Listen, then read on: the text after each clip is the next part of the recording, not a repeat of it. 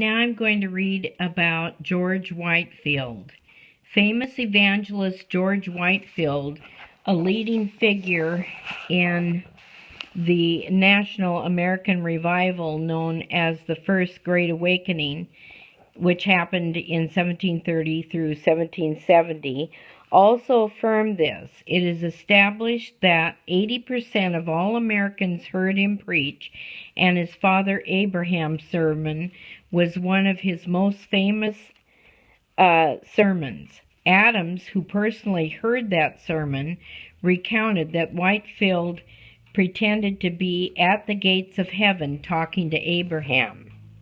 He, Whitefield, began, "Father Abraham," with his hands and eyes gracefully directed to the heavens, "as I have more than once seen him. Father Abraham, who have you there with you? Have you Catholics? No. Have you Protestants? No. Have you Churchmen? Anglicans? No. Have you Dissenters? Congregationalists? No. Have you Presbyterians? No. Quakers? No. Anabaptists? Baptists? Amish? Mennonites? No.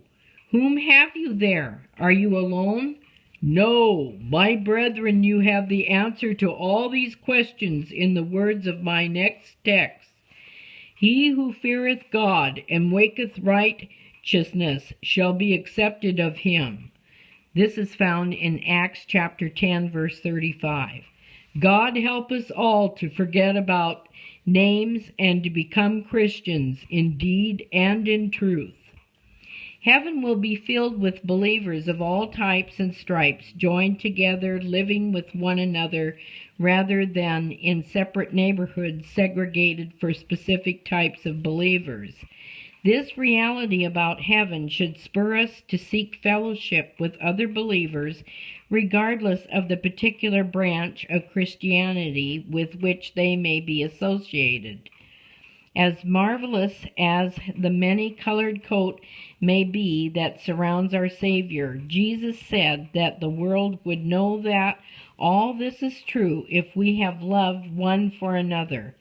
Let us strip away all the brand names and the differences that divide and major on what matters, learning to truly love one another.